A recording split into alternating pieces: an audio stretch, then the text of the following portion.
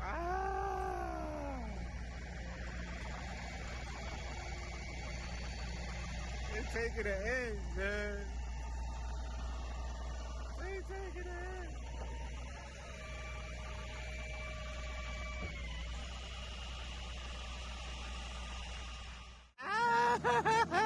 Oh no! Take care of my baby.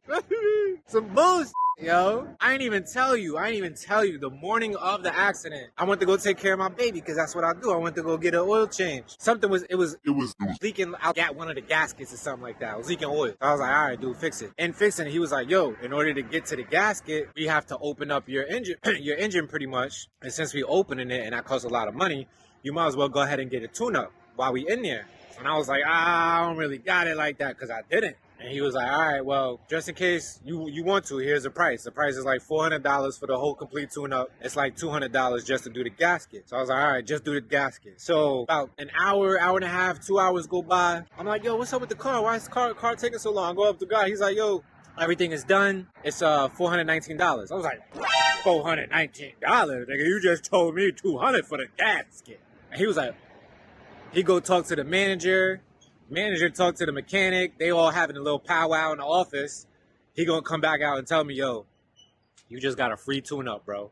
A full tune-up. I got for free. A couple hours later, no, not even, like an hour and a half later, bro. Car accident. I'm sick. I can't even stand it right now.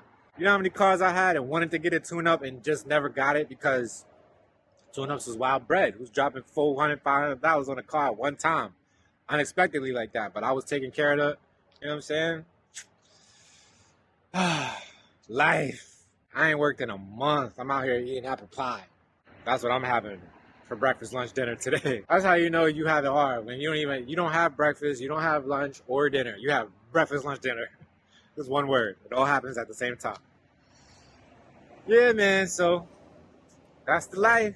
Life story. That's how it's going down. An update on all things no snare. The car ended up being pronounced dead, aka totaled, by the inspectors, which hurt my feelings because I really love my Jeep. I named it Shinobi with the two-tone canvas, had 180 on the dash, which is wild because she was just a little 4-cylinder. She was the first push start I ever had, and it really sucks because I know they just gonna fix it up and put it back on the market for sale for some cheap price, or maybe sell it for parts. Talking about total, it's brand new. Shit. What up, YouTube, peace to the triple G's. It's your boy, you already know, yeah. I'm doing well, I'm doing good. Happy to see you here, happy to be here, happy to have another vlog out. Yeah, man, damn, I had everything that I wanted to say in mind, but now that the camera's recording and I'm sitting here, it's like, blink. But I have another beautiful essay style vlog for you all. The main focus is gonna be catching up with me and what I've been up to, what I'm currently up to, what my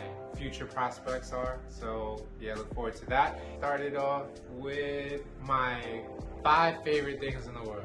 Today is May 2nd. It's been a while since, we caught up, we touched base. My last vlog was mainly about me doing what I love to do most in the world, which is being a dad. And I love videos like that. They're always so wholesome and heartwarming. And I feel like they're good records for the future. So, or always has something to look back on just in case daddy doesn't make it. Cause this shit is hard out here, baby. Even if I'm here, it'll be something that we both we can watch together. We're like, yeah. But yeah, man, so that was my last vlog, was just pretty much a week in the life of me being a dad. One of the things that I love most. So, it's being a dad. Recording music is the second thing. That's peak religion for me. That's what I love most. Being a dad, recording music. Those 2 things right there are my holy grail. In a close third, anime. In a very close fourth, rolling up. It's one of my favorite things to do. It's not even really so much the act of smoking and then being kind of inebriated and the feeling of what, the effect of the smoke. Rolling up, breaking down and rolling up herbs for me is a religious experience. And if it wasn't for that, I probably wouldn't even be smoking anymore. It's just a ritual. I appreciate it. I'm sure people who roll their own joints can relate to kind of what I'm feeling, what I'm saying. It's a meditative experience in its own. And the last of my most favorite things to do, top 5 favorite things to do in this world, the last one is walking out of the gym. That feeling of accomplishment, responsibility, and fulfillment and euphoria that I get walking out of the gym is peak religion right there. Walking in and walking around and lifting up the heavy things whilst I'm in the gym is probably one of my least favorite things to do. It's May 2nd. Yesterday I spent the whole day applying to jobs. How ironic is that? On National Work Day or Workers' Day, May 1st. Look that up if you don't know about why May 1st is very important to all of labor and working people in this country. Shout out to Thompson Square Park, one of my favorite parks. You know, connect those two things and you will go down a nice little rabbit hole. So I'll set you up with that.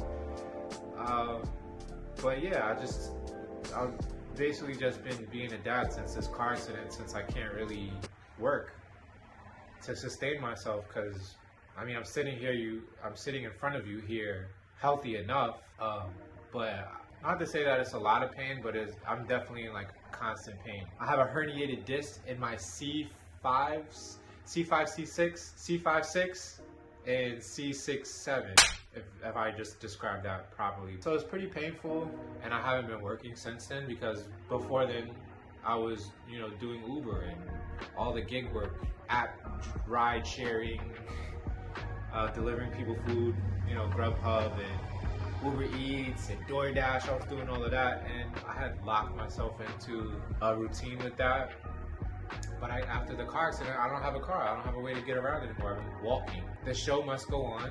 What I decided to do since January, the accident was December, in January I enrolled in a technological boot camp. Now I'm not going to give you the name of this said boot camp because I'm 5 months out of it. I've already graduated, done internships and everything, but I'm still not convinced that boot camps are worth it, specifically because of the premise that they sell you on is you can get a high-paying technical job, and there's all these people online who act like they don't have degrees and stuff like that, and they probably don't have degrees, but they landed some high-paying tech job, and within a year they're making like $200-300, maybe like close to $500,000 within their first year of being in the tech field. And that's very appealing to someone like me who doesn't necessarily have a degree to fall, like a degree to present to some recruiter or hiring manager.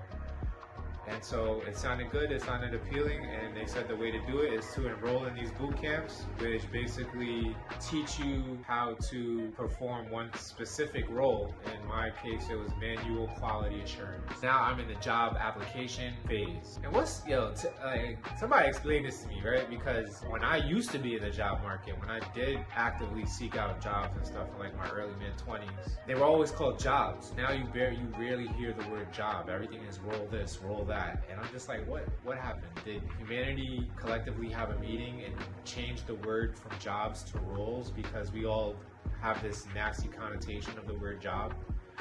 And I just never got the memo and never attended that meeting. Anyway, I digress. I started this vlog with the top 5 favorite things in this world. Yeah, so where was I? I was segueing into the 5 things. This is 10. Into the 5 things I hate the most. Number 1, child abuse. Child abuse in all of its forms, bane of this earth. I detest child abuse. Right there, almost equivalent, like right here to child abuse, is looking for a job. I can't stand looking for a job. I absolutely detest it. It's probably adult abuse. That's how I feel about looking for a job. It's adult abuse. It makes absolutely no sense. It's antiquated. It makes me feel like I'm either conceited or underachieved in the same breath. It's weird. I have to talk about all my good qualities and my accomplishments concisely in an easy to read format on a sheet of paper. In the laps that this sheet of paper will land on, these people don't even really pay attention. They don't read. You know why I know they don't read or pay attention? Because they're gonna ask me the same questions that I've answered on my resume. Then I have to tweak my resume for every single job application, and I can't stand that. Another thing that it's another reason it circles back to why I'm not really convinced that these boot camps and these online courses can accomplish what they sell themselves to accomplish is every job posting that I've seen within the first 1, 2, or 3 bullet point asks specifically a bachelor's degree or better. This wasn't really said to me, you know, when I was running around doing research to see if I should actually do this boot camp. They all say, oh yeah, tech field is one of these unique fields where if you're qualified and you're certified in a specific thing, such as manual QA, you can get a manual QA without having a bachelor's degree or no college, you know, no degree necessary. But every single posting I see, they want what? A bachelor's degree. You know what else they want? About 5 years of experience. And this brings me back. This brings me back to a younger version of Matt. Maybe 21, 22. I remember I was just around the drinking age, and I said, yo, you know it's probably one of the greatest jobs to have in New York City? A bartender. Bartenders make stupid amounts of money. Tips, you get to have fun, you know, that ladies interaction with. So I was like, yo, that's my ideal job, next to being like a porno star or something. I said that. I spent like $200 or $300 on like this 4 or 5 month. You go 5 days a week and they teach you how to be a bartender. And I remember finishing it up, and they promised to help with, you know, the job seeking process and all of that. And they would constantly send me out to an open interview place or just a place where you can apply to be a bartender. I would always get shut down because I had no experience. And I'm like, that makes no sense to me. Every bartender who's ever bartended at one point didn't have experience and needed a job. So how do they start working? Young Matt did not understand that you just have to ignore that and you have to keep being diligent and keep applying, and eventually somebody will hire you. Young Matt did not understand that. I spent the money, I took the course, certified as a mixologist. I just got discouraged after like 1 or 2 months of looking and stopped looking. I was like, you know, I really want to be an artist anyway. I want to be a hip hop artist. That's what I'm going to do. What am I fooling myself trying to get a job like a regular person? So I gave up on that and did what I did for another probably like 5 or 6 years of just working, you know, rudimentary jobs, entry-level sales associate jobs or whatever. And then I was like, I know that I want to do music. There's no negotiating that. There's no wavering on that. I know I want to do music. The best position I can probably put myself in to sustain myself and, you know, make a decent amount of money while I'm feeding my hunger to be an artist is to be an audio engineer. Because every studio that I ever went to, there's a person that you need to hire that basically hits the record button. They mix all your vocals, they mix whatever instrumental you have with your vocals, they master it, and that seemed to be a very complex art to me because I would sit there on the couch smoking, watching my engineer do all these things that would just make the music sound either terrible or really good. So I was like, I want to learn how to do that. So I went to Institute of Audio Research in 2008. One of the best decisions I ever made. I'm sad that school is no longer in existence because just like the bartending thing, after you spend all this, I think I spent like $14,000 on this school for a 9-month course in audio engineering, mixing, mastering, music theory, the business of music. It taught me so much. It brought me in touch with individuals with gold, platinum, and plaques. Like, they were responsible for some of the greatest records we've all heard, and they taught at that school. So I thought this school is invaluable. But again, you go out into these job markets and everybody wants somebody with like 3+ years of experience. And although I did within like the first couple of weeks start getting calls back and getting second and third interviews, and I eventually landed a job for Kiss FM, that's no longer a thing anymore, in New York. Kiss FM is now like a sports channel, I think. It's like ESPN or something. But it used to be like an R&B channel. And I realized in going to school at HeArt that if I didn't make it as a hip-hop artist, or like just somebody who does hip-hop, somewhere in the realm of hip-hop, I would love to be a radio personality, because I remember Angie Martinez from 3 to 9 throughout the entire like 1994 to 2008, I want to say. She raised me. Like, Angie Martinez deserves credit for raising me as an adolescent, as a teenager. So shout out to Angie Martinez, but I wanted to do what she did after going to school for that long. I didn't really want to be like an audio engineer because I understood that their hours are crazy. It's not a thankful job. And people who do that job, they never give up their chairs. The head engineering chair, those people, you know, they love their job so much because they get to mosey with record execs and their favorite artists. So they never leave those jobs like, I'm gonna try to be an engineer, but more like an engineer for my music. I don't want to be an engineer at some music house. I would love to be a radio personality. So I started going out for interviews like that, and I got accepted. I got hired for Kiss FM. I was gonna be a radio personality on Kiss FM. Haha, it was gonna be amazing. You know what happened to me, son? They did a background check after they hired me, of course. And come to find out, I had an open warrant for my arrest. So they couldn't give me the job. I had to go take care of that before I got the job. You know, it took me 2 years to take care of this dang warrant, which is what led me into sovereignty. Me trying to take care of a warrant on my own in Baltimore led me into the ideology of sovereignty, of being a free man on the land, and everything that goes along with that. So, yeah, I think I started saying that 5 things I hate most on the planet is 1, child abuse. 2, adult abuse, which is mainly looking for a job. Going to the gym.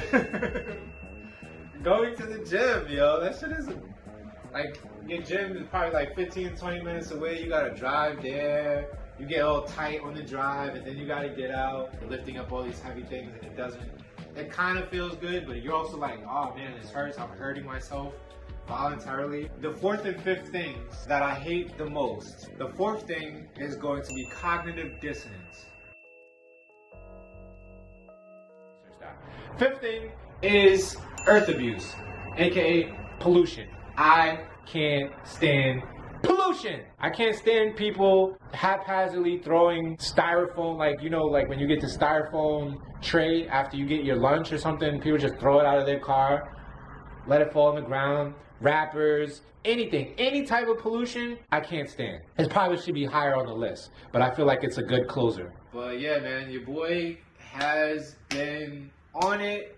I guess another thing that I'll talk about, which while I'm talking about it, I'm just going to go ahead and roll up real quick. Maybe why a lot of you want to see what I think about the recent developments with my... All right. So obviously, it's a whole new setting, a whole new day. I had a whole nother 20 minutes of game and introspect and just vlogging to show you. A whole talk I had already done on that day from the clip, a continuation from the clip that you just saw. But it was a whole nother 20 minutes of talking, and I already held you up. So I was like, man, I don't want to do that. Plus, it's getting kind of boring because I'm not moving around. I'm in the same setting. But I do want to drop the gems that I was dropping. I watched it over and over and over and basically took like a Spark Notes, and I guess you can call this the Spark Note version of what I was saying. She's done a 180 in regards to our relationship with each other. And there's a lot to say about it.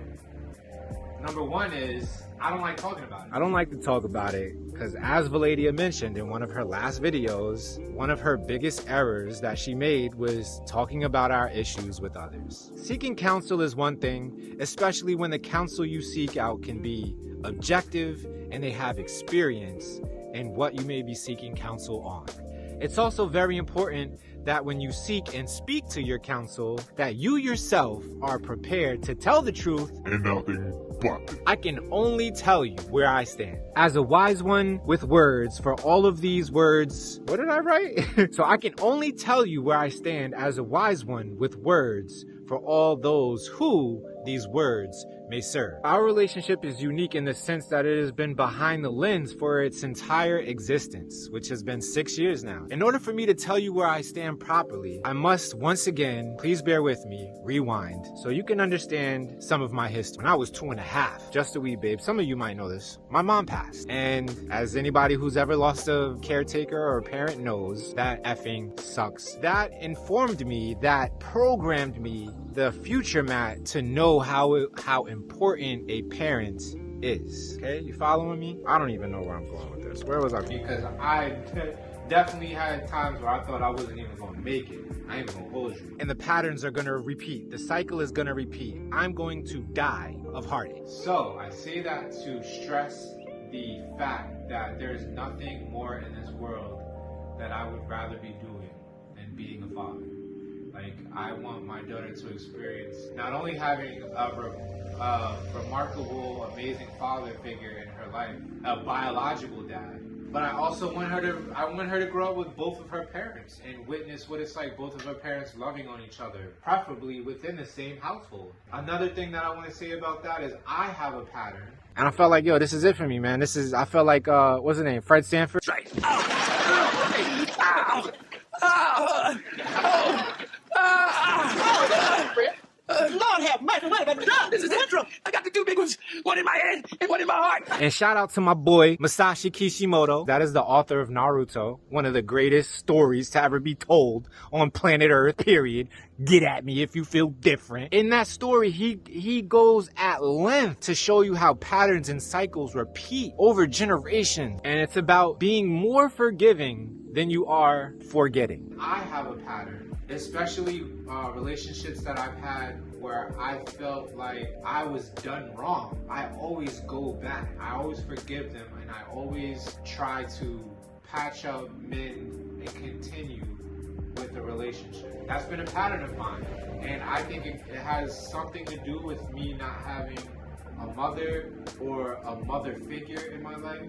I'm like kind of dependent on that motherly role. And I went at length through the whole video that you've already watched. Thank you so much. And if you skip to this part just to get to the drama, I don't appreciate it. So go watch the whole video, man. It really help me out, man, because your boy's trying to, do this artistry thing like I'm talking about. So being self-sufficient. I'm gonna keep it a buck with you because I'm not fully self-sufficient yet. I'm trying to get there. I'm trying to get myself a little jizzy job to support my artistry so that my artistry can support me. That's always been the plan, loosely, if there ever was a plan at all. You feel me?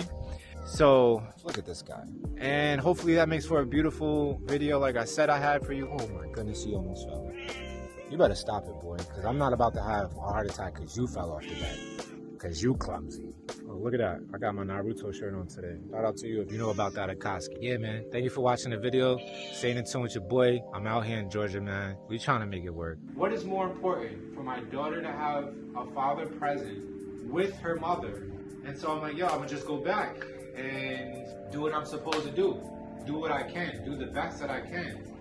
But in the same breath, I want to do what I feel like is best for me, which is to do my diligence in having my own place to live that has my name on it, that I'm fully in control of. No decisions get made without my approval. The color of the walls, the furniture, what gets cleaned, when it gets cleaned, how it gets cleaned, what comes in and out. You know what I mean? Like, I want to be in full control.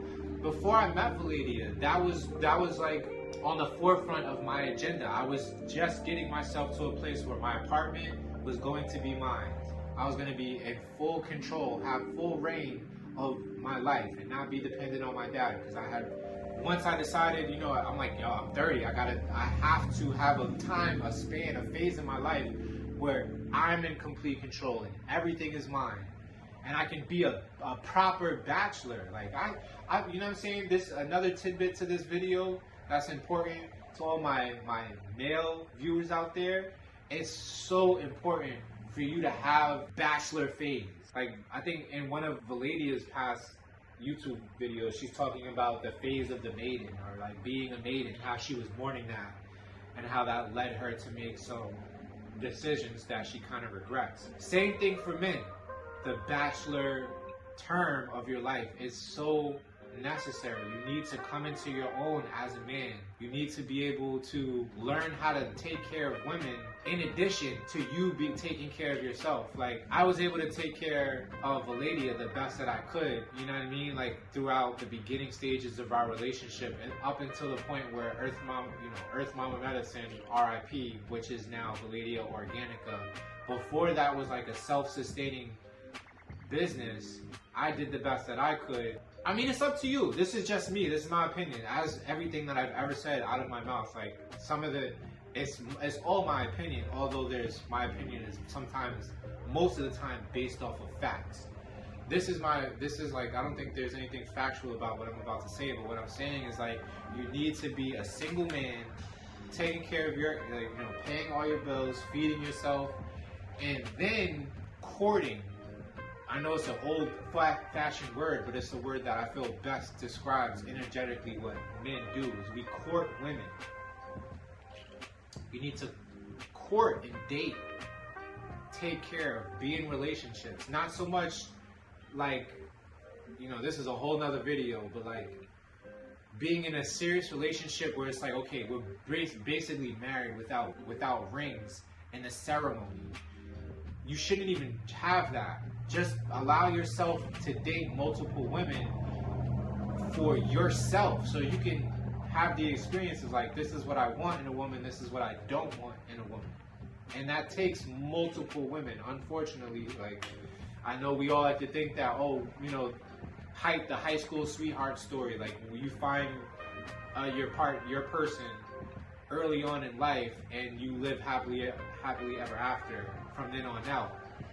That's fine and dandy. Some of us have experienced that, and in a way, I thought I experienced that. Like my high school lover, I thought that was it. But boy, there was a lot of lessons that came out of that. But yeah, it's important as a maiden, as a bachelor, to gain experience with multiple, in my case, women. For those of you watching, whatever your preference is, gain experience with the people of your preference and decide what you like and what you don't like, what you want and what you don't want, what's a deal breaker for you, and like a green flag, so to speak, like what you really, really need in your relationships. And I never really got to experience that whilst taking care of myself, like being in the position of a dude who doesn't need nobody.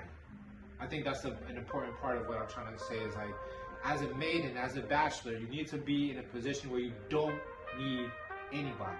There's no codependence whatsoever. You have interdependence where like, you have friends who are capable of being romantic with you. Oh, this is a whole nother video. I think I'm gonna just digress right here. Like, but that's important. For me is to be in a position where I can take care of myself, and then I can also take care of my daughter now, because she comes first before Valadia, and by way of me taking care of my daughter, it's also, as an effect of me taking care of Aura, Valadia gets taken care of. It's like this duality where I can help my daughter by being a father present in the household that she currently lives in, and that also helps Valadia because everything isn't on Valadia. Like, she isn't the sole parent every day in and day out. And that's one of the things that I haven't liked being here, is experiencing what it's like to be a single parent, meaning it's just you. Day in and day out, it's just you and your child. I don't think anybody should have to go through that. We all heard the saying, it takes a community to raise a child. There's nothing truer, I should say. There's nothing truer than it takes a community to raise a child. Like, it literally takes more than just a father and a mother. It takes family. It takes extended family. It takes friends. It takes neighbors. Complete strangers. Like, I've definitely understood how important it is for Aura to have interactions with complete strangers, because that gives her a sense of what humanity is in the world. What I'm trying to say is, like, I have an option now, which I think I'm going to take, which is going back to Georgia, which, if y'all remember, I specifically said I wasn't going to do that. I said I was not going back there. But it's very important for me to make sure that Aura has access to both of her parents.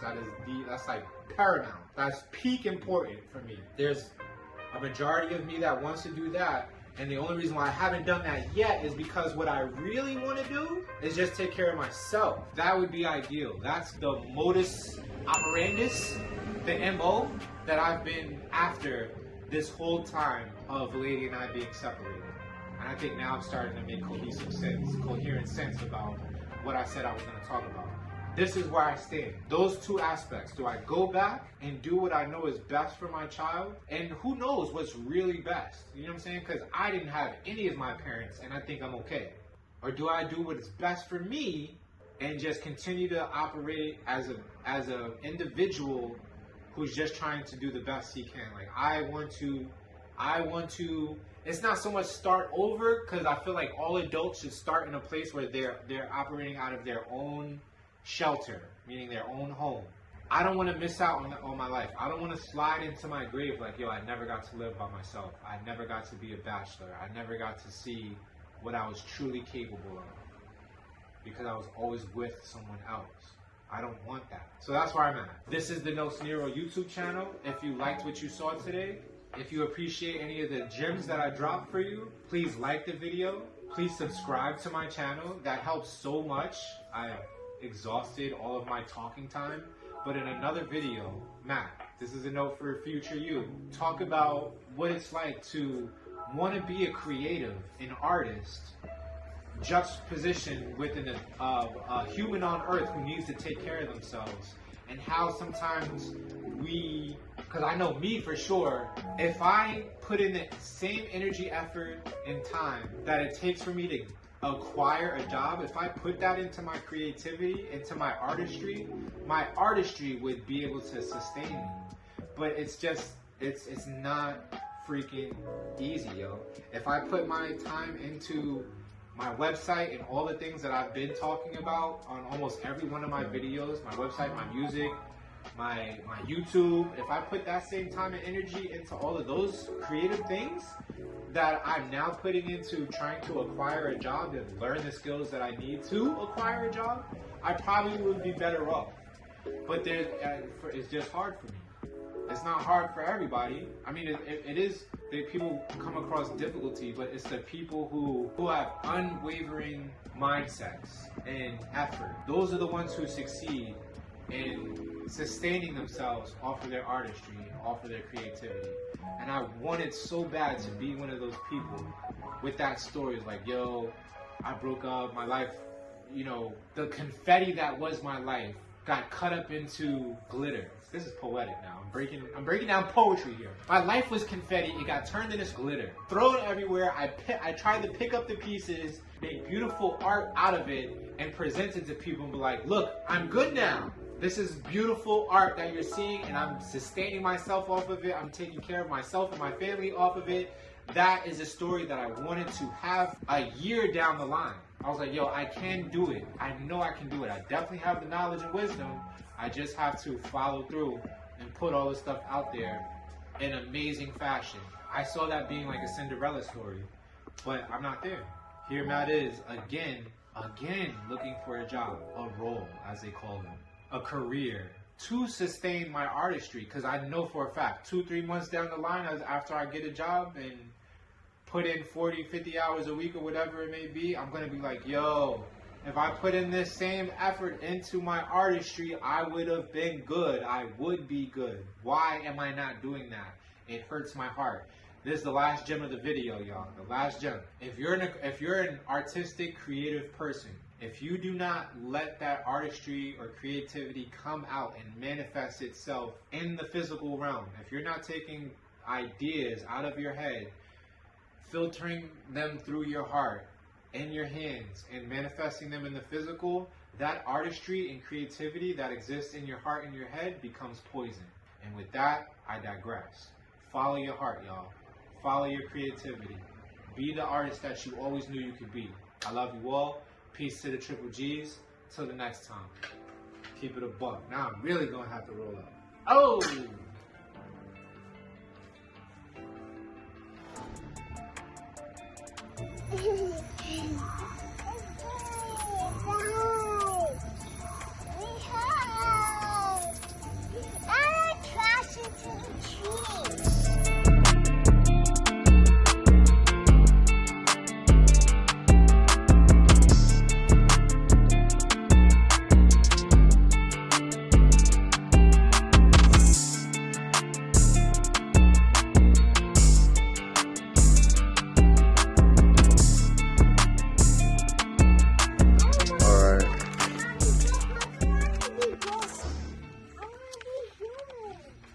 You want to be human?